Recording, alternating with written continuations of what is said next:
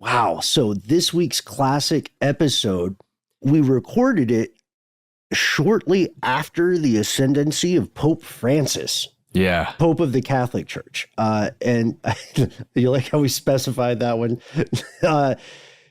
When the current Pope attained this position or was elevated to this seat, there was a proliferation of a certain genre of conspiracy theory concerning an organization, a group known as the Jesuits.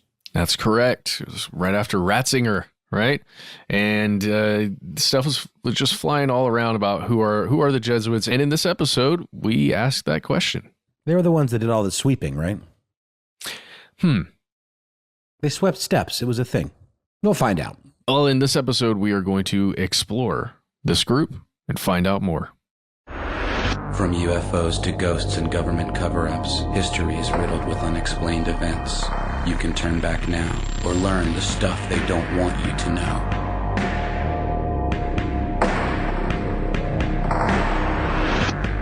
Hello, welcome back to the show. My name is Matt. And I'm Ben. And this is the stuff they don't want you to know. Nice. Yeah, we've been working on our budget, and we figured out the best way for us to do the kind of sound effects and music that you listeners have come to know, love, and expect. The best way to get the bang for our buck here is to Just have make Matt. me. Have Matt do it. Is that cool? Yeah, that's totally fine. That's also one of your favorite phrases to hear as an editor, right? Or as we call them, predators here. It's one of your favorite things to hear when someone says, "Oh, we'll fix it," In post? in post. Yeah, that's a great tactic. Good way to save money. Just kick the can a little further down the road. But if we are talking about money, then this makes me think of an interesting point that we didn't really touch on in our videos this week. The Jesuits are doing pretty well financially. Well, yeah, Ben. What's the best way to acquire wealth? The most efficient way to acquire wealth as a group or a person? Oh, well, to be a nonprofit or a religious organization, something exempt from taxation in some countries. That's really good. You know another way? What's that? To have wealth given to you or passed down to you from generation upon generation upon generation upon generation. Mm-hmm. And the group we're talking about today has been around for a while.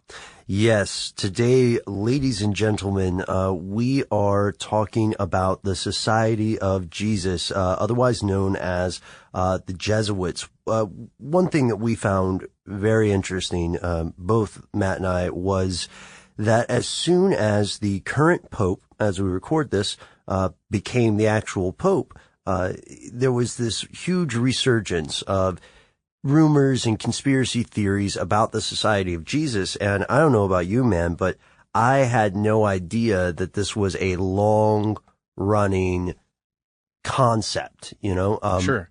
So what do we know about the Jesuits? Let's start with the history. So to start with the Jesuits, let's look at the founder, Ignatius of Loyola.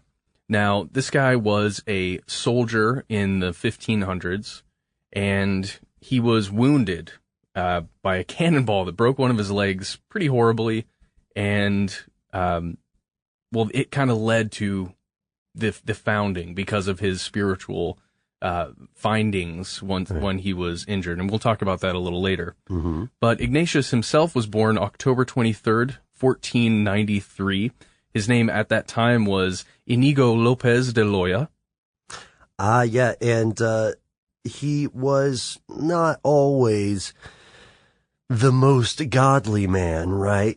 He was a warrior, man. Right, it's a very different caste in that system. Now, the battle we mentioned in the videos where he was wounded was the Battle of Pamplona, which occurred in 1521. Now, during this process, he was very close to death. Yeah, it was pretty grim. If you get injured in your legs, especially by a cannonball back in the day, there's not much that can be done for you. Mm-hmm, yeah, and this is before the advent of modern medicine, what we would call modern medicine. So he survived, but he always would have a limp despite several surgeries. And when they did surgeries back in ye old 1520s, there was an anesthetic. I mean, there was booze. Yeah, bite this leather. Bite this leather, yeah. He read a book while he was recovering. It took a very long time, and it was a book called De Vita Christi, a commentary on the life of Jesus Christ and on the Gospels. When we were looking at this, what's weird is that it's like this mixtape of 60 different other Christian writers' opinions about the Gospels.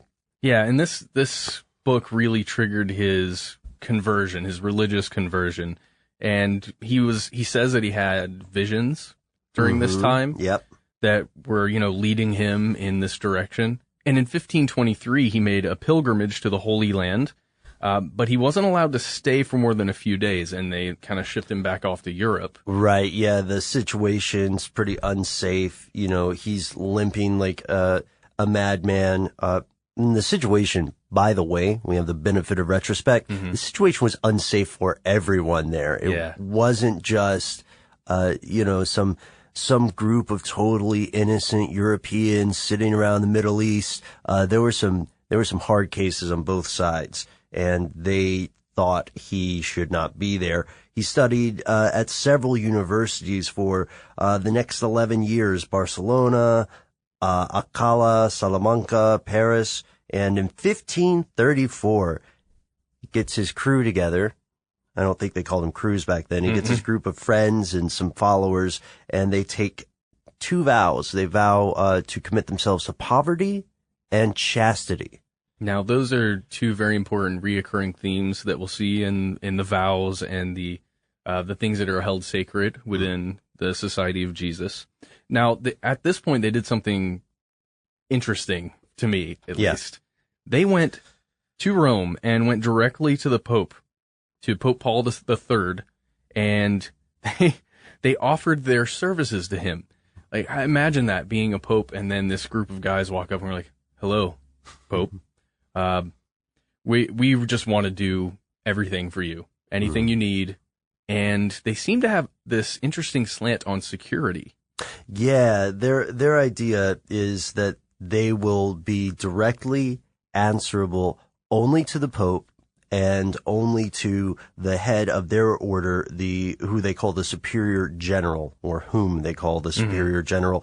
So in Pope Paul III, by the way, is down for this. Yeah. So in 1540, Ignatius of Loyola officially founds the Society of Jesus, and he's got the Pope co-signing him. So he writes simple rules for his order. No specific form of dress, which was a little bit controversial at the time. No regular commitment to attend particular services. Some other orders have a fairly specific schedule, for lack of a better word. And Jesuits, as they came to be called, are free to move fast wherever they're needed. And that means that if today Pope Francis contacts the Jesuit order and says, "I need people to do X, Y, or Z," then they want to have people ready to go. Yeah, mobile and active at all times. Yeah, and this goes back to, now you'll recall there's some very important events in Christian history during this time. The Jesuits were already at the Pope's side as like his cabinet and council way back during the Council of Trent. Now, here's the crazy thing. By the end of Loyola's life, around 1556, this group has grown from just his small group of friends that went to talk to the Pope to over 1,000 members. And that's some pretty huge growth, especially for the time. Right. They are mainly at this point in Europe, where the task of the order is teaching and arguing against the Protestant cause. But they're also going outside of the West, my friend, to Latin America, to India. The idea is that they will aggressively, assertively proselytize to the great unwashed. Yeah, and they're putting up churches in these places, and I mean, some really interesting exploration that they're doing. Right, and they have a debatable, at times controversial involvement. Of course, students of history will recall the Catholic Church's involvement for good and for ill in areas across the world during the European expansion. But Matt, something that is interesting to me that you earlier mentioned is that you said this was sort of a military order. Well, yeah, they're focused on security. So they kind of come to be known as this military, let's say, arm, or like the right arm of the Catholic Church. And they use their power and influence in that way. And you may even hear these guys, the Jesuits, called God's soldiers, which is pretty interesting, or even God's Marines. And officially this is because Ignatius, he was a soldier. That's his background. That's what he was good at. It kind of gave him, let's say, this organizational ability and experience that you wouldn't usually find in someone at this level or doing this kind of work. And then the order starts to just expand across the planet. They're going to Brazil, Japan, all over the place. It's the world tour. It is. And okay, so this loyalty that they have, deep-rooted loyalty to the papacy, it's kind of problematic for other groups, and the Jesuits are seen as dangerous by a lot of other people. Right, inside and outside the church. And let's spend some time here, because if you think about it, it does make sense. Imagine you live in Japan and you all of a sudden have these Europeans.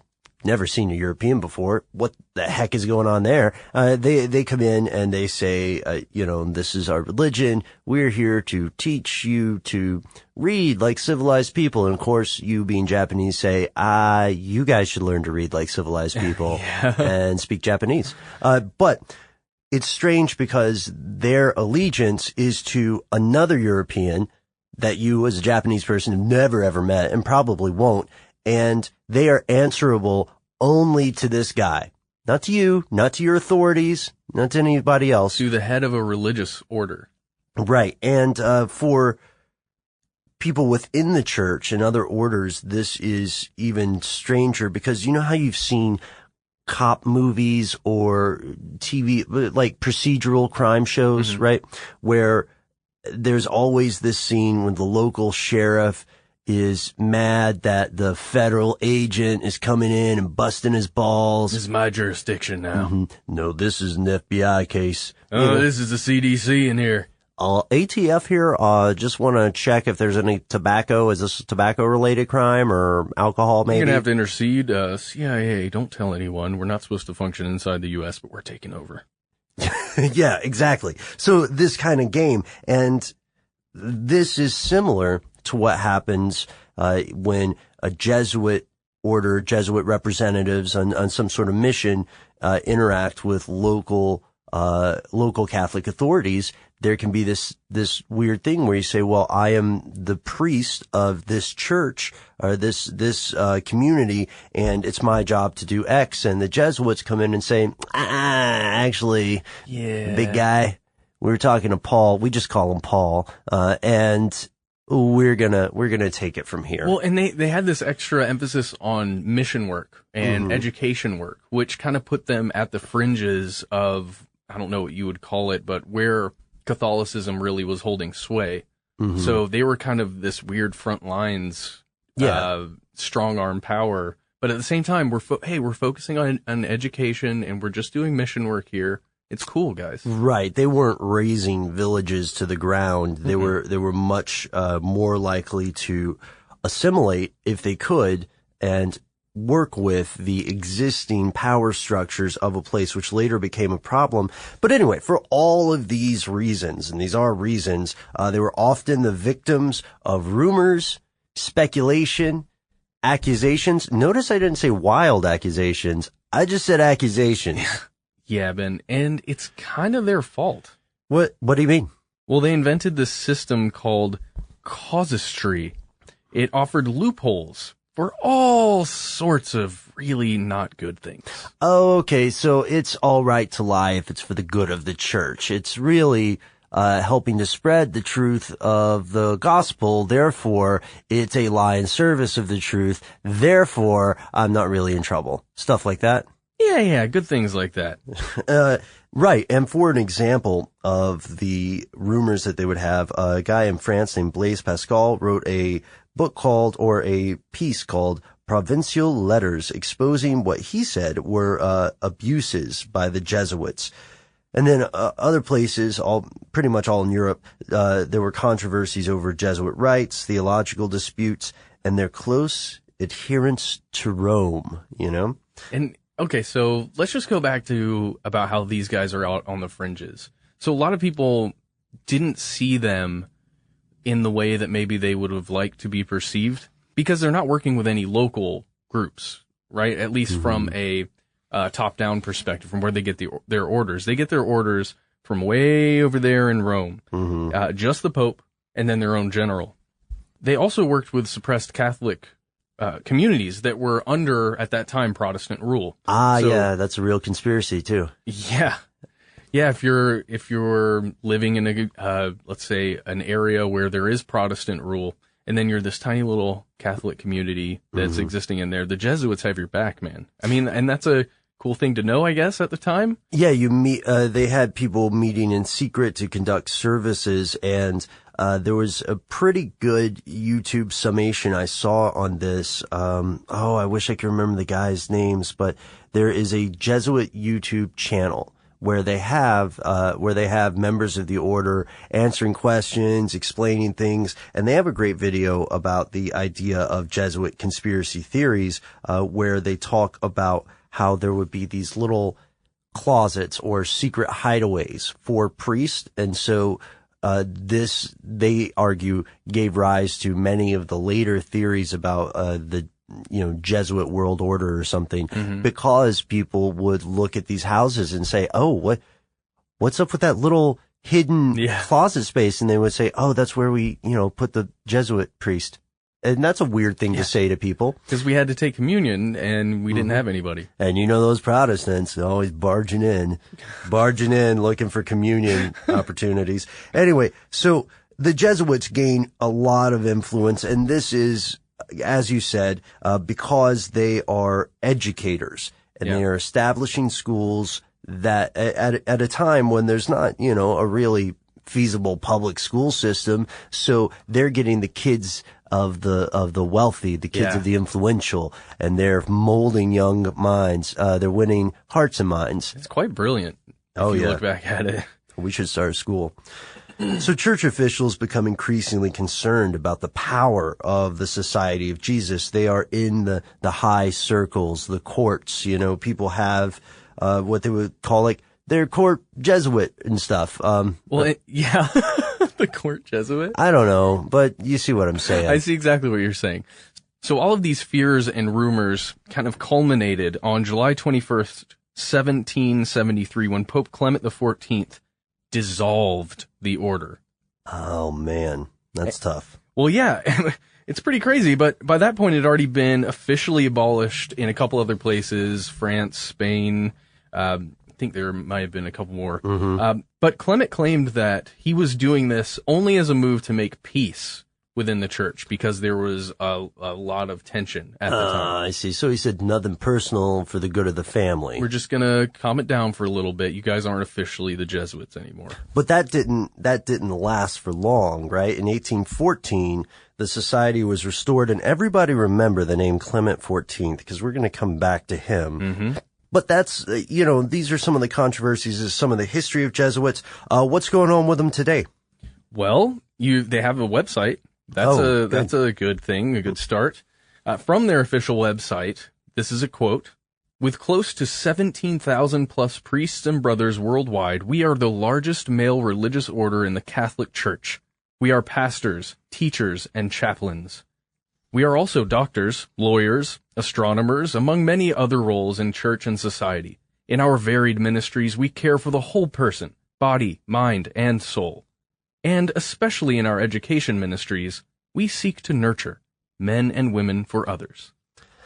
Now, as members of a religious order, the Jesuits take 3 vows. None of them are the fake vow that is all over the internet, as far as we know. The 3 vows are poverty, chastity, and obedience. And when you were fully initiated into the order, there's a 4th vow of obedience specifically in regard to the worldwide mission of bringing the world closer to Christ. Yeah.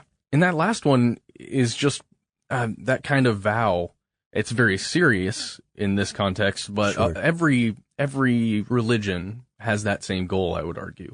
Well, yeah, most religions in some way proselytize, but not all. Most religions, I think, either proselytize or attempt to maintain an insular coherence, although that's a little bit overwritten for me to say it that way. You know what's weird is, right as I was reading that, my energy was going up and I felt like an advertisement on a radio station, where they're like, the first ever Jesuit Pope, Pope Francis. Sorry guys, those are advertisements we hear all the time for clubs in Atlanta. Oh God. And I heard one coming in, but it is a huge, unprecedented event, and it's one of the reasons that so many people have been coming out of the woodwork saying, the thing about the Jesuits is blah blah blah blah blah. Which leads us to, Matt, my favorite part of the show. Let's talk about some of these theories. Here's where it gets crazy? Yes, Matt. Here's where it gets crazy. But first, we have something that I need to ask you about. Uh-oh. All right. All right, man. I'm going to level with you. So you're more savvy than I am about the internet and podcasts and all the other things. Okay, maybe. That people do, in their free time. And I have a problem because I want to read more, but I don't have too much time to read. I'm always like in the car, driving, working out, humble brag, but, right, whatever. But, well, hey, I got a solution for you. Oh, do you? Yeah, there's no buts about this. There's this thing called audible.com. Have you ever heard of this? Maybe. So, Ben, at audible.com, you can download over 150,000 audiobooks so that you can work out as much as you want. You could go driving. You could go to, I don't know, where you want to go to. Las Vegas? Well, yeah, usually. Well, heck, man, you could listen to at least 2 full audiobooks. So I've got a question. Audiobook. What is this, kind of book for people's ears? That's exactly what it is. All right. Well, I'm back up to speed, and it's a good thing because I have a lot of stuff to check out here. You guys know, if you are longtime listeners of the show, that Matt and I have always enjoyed recommending books. And as we were looking through Audible today, we were trying to find some recommendations for stuff you could get, because since there are over 100,000 choices, you got a lot to wade through, and we found something that we think you will enjoy if you enjoy history, a little bit of skullduggery, a little bit of conspiratorial stuff. It's called The Jesuit and the Skull, Teilhard de Chardin, Evolution and the Search of Peking Man. Yeah, so this goes back to December 1929 in a cave near Peking. A group of anthropologists and archaeologists, including a young French Jesuit priest named Pierre Teilhard de Chardin. I can't do it as well as Matt can. Anyway, they uncover a pre-human skull. It quickly becomes known around the world as the Peking Man, and it was acclaimed as the missing link between erect hunting apes and Cro-Magnons. It also became a provocative piece of evidence in the roiling debate over creationism versus evolution. So guys, if you want this, or if you're interested in any of this, go to audiblepodcast.com/stuff they don't want you to know. Yeah, that's our huge show name right there at the end. And you can get your free Audible download. You can get a free one of these. You can download The Jesuit and the Skull right now if you want to. It doesn't have to be The Jesuit and the Skull. You can get any one of these books. This is just one that we thought was interesting and that we are probably going to download. And, man, if you have to type out that whole web address, audiblepodcast.com/stuff they don't want you to know, I feel like you are owed a book for the effort. That's right. That is right. We appreciate it, and I'm sure Audible appreciates it. Well, just let us know if you guys have a book that you would like us to recommend to the rest of the listening audience out here. And now, the moment that at least I've been waiting for. I don't know if we all have. I have been. Okay, good. Let's get weird with it. Let's talk about some of this crazy stuff we're alluding to. Jesuits, Matt, have been accused of being assassins, of killing everybody from dissident priests to actual popes and even U.S. presidents. What? Yeah, what indeed? Okay, so let's talk about a couple of these, Ben. Let's go back to Pope Clement XIV that we spoke about earlier. Oh, yeah. Well, you remember he signed those documents and the Jesuits were dissolved officially? Yeah, 1773 or something. Well, I guess it happens. He fell ill, just got a little sick, and he died. And according to a lot of legends, his last words were, quote, "I am dying. It is a very dangerous thing to attack the Jesuits."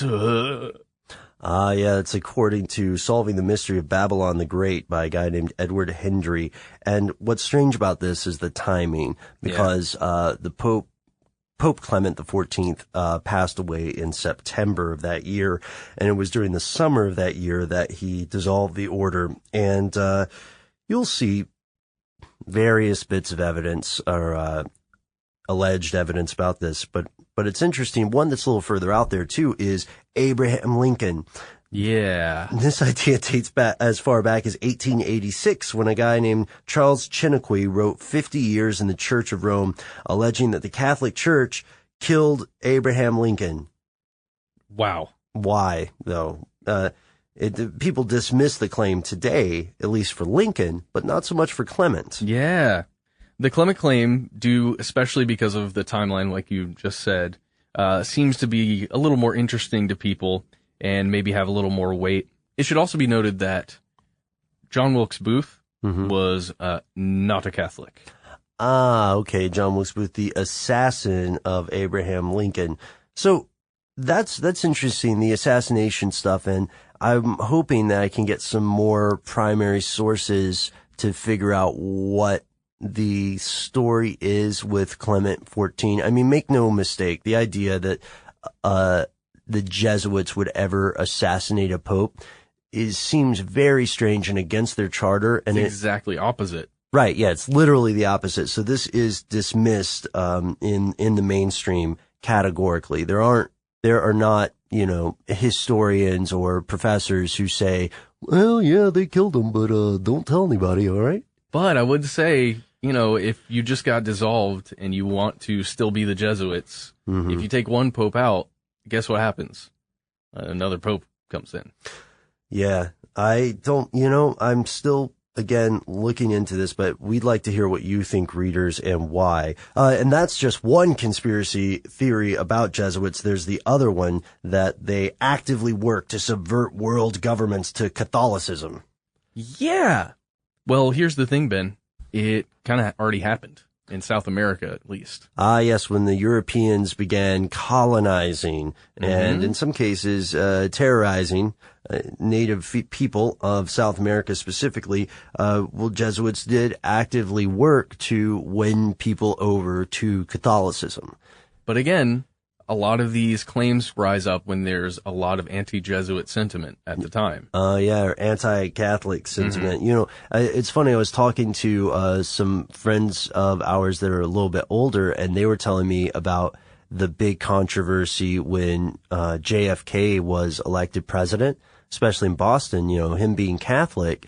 A lot of this stuff came up, and they would say, oh, well, now the United States just works for the Pope because the president is Catholic.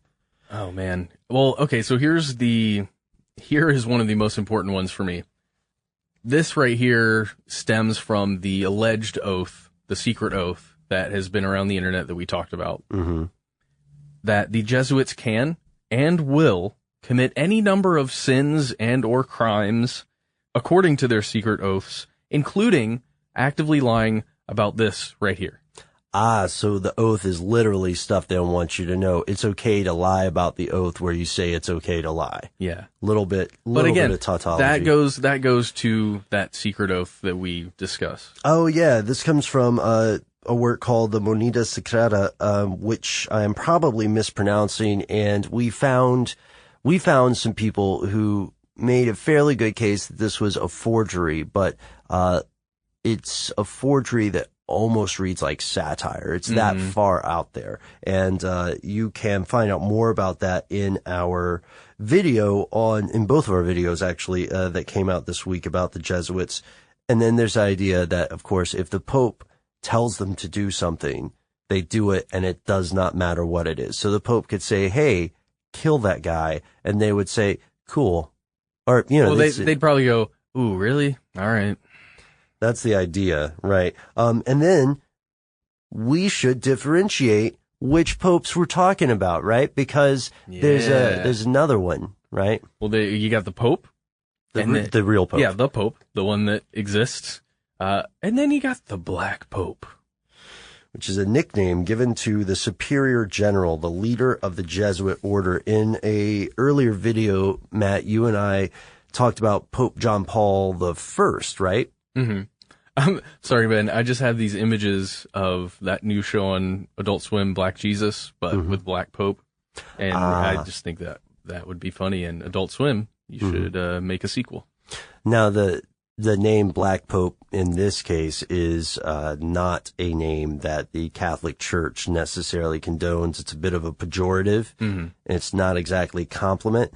It started out as a nickname that came from the plain black robes that the Jesuit order would wear, but it also came, and I think it stems mainly from Protestants in the 16th, 17th century saying that this guy, the superior general of the Jesuits, was a shadow pope, which I think sounds even cooler than Black Pope, who may wield too much influence on the working of the Vatican and the working of local governments. In our Pope John Paul I video, we talk about the conspiracy theory that John Paul I was assassinated at the order of the Black Pope because he was cleaning up the financial dealings of the church, which for decades, if not centuries, have been notoriously, I'm not going to say corrupt, but I will say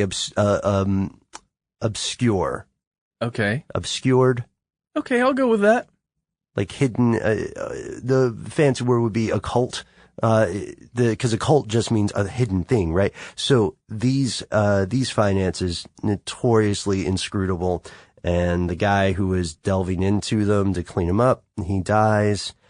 You've got to check out the video if you haven't yet. It's a very interesting story. Agreed. So let's look at behind the scenes with some of these theories that are out there. Here's where it gets crazy stuff. Well, it's kind of sad, Ben, but a lot of this stuff, it seems at least, to be religious discrimination. Oh, I see. Yeah.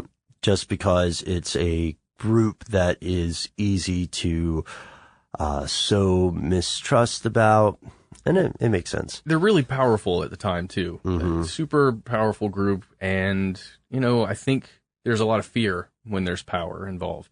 Oh, yeah, definitely. I mean, I can't even handle being the first car in line at a traffic stop. You don't like it? I'm a megalomaniac at that point. Are you kidding? I'm Kanye West of the Boulevard meets the Avenue. When my van hits that front line, I'm like, I'm going to go slow, and you're going to like the music I'm playing really loudly with my music down. Is that true? Yes. That was you, man. All the time. So we know that there are examples of this, too. What we're seeing is that these kind of accusations have gone from pretty much the late 1500s, all the way from World War II, where, for example, Nazis also used anti-Jesuit propaganda to try to discredit the Catholic Church in Germany. Honestly, if we're being completely honest, Matt, it is true from everything we found that the Society of Jesus has at different times certainly been hungry for power. Oh, yeah. And garnered political influence. Yeah, and, they had this emphasis on education, so it was probably viewed that, they're trying to just completely convert massive swaths of whatever country you're in. Mm-hmm. I mean, I can see how that would be a little scary. Well, there was an interesting, I guess at the time, it was a debacle in China when the Society of Jesus was doing mission work there because they assimilated so well into the local culture and the circles of power that the controversial choice they made, which the Pope did not care for, was that they said, okay, well, if you are Christian and you still want to participate in traditional Confucian rites, that's fine with us because it's a cultural thing. We think it's cultural. We don't think it's religious. Our guys can participate in it too. And they got in quite a bit of trouble for that. And also, it shows dissension in the ranks. But with all this said, I don't know about you. This is one of my favorite parts of the show, right up there with the let's talk about the crazy stuff. It's where I get to ask you what you think about this whole thing, man. You love it, don't you? You I love do. making me sit over here and think really hard. No, I'm just asking. Yeah. Well, man, I don't know. This is a tough one for me because, anytime you bring religion in, and I'm not trying to be disrespectful to anyone, but I think about power, and I think about a lot of times great amounts of wealth. And then when you add this group that, in my eyes, at this point, doesn't seem to be as evil as a lot of the rumors and conspiracy theories would say, and not even close to that. I would say that they probably do have a lot of power still, even now. Yeah, it's the largest male order of the Catholic Church still, right? And, as far as the vow goes, you got me on that one. I couldn't tell you one way or the other, but everything that we found seems to point to it being a forgery. Yeah, I know that we ruffled some feathers a little bit when we said, this thing is a forgery, but if we find something and we have compelling evidence that it is true or not true, then it is sort of our job. We can't, and by sort of, I mean definitely, actually, our job. We can't pretend that we don't know that kind of thing. I'm interested in this too. This was really a sticky subject for us because, as you said, we typically avoid religion. Now, I know that there are listeners out there saying, wait, you guys have done a number of videos on different things about the Catholic Church. But typically what we're covering when we do that would be something like a political activity. Yeah, an event. An assassination or an explanation about, the Vatican's secret archives, which are a real thing, but don't exactly mean what you think they mean. So, Ben. Yes. You kind of gave an overview, but you got to tell me what you think. I am certain that over the history of this organization, there have been various laws broken. And when I say this organization, I mean specifically the Society of Jesus at times, because, it's been around for so long and there have been so many people, and they have successfully paved the way for a lot of things, especially education. I mean, Jesuit schools are still amazing today, right?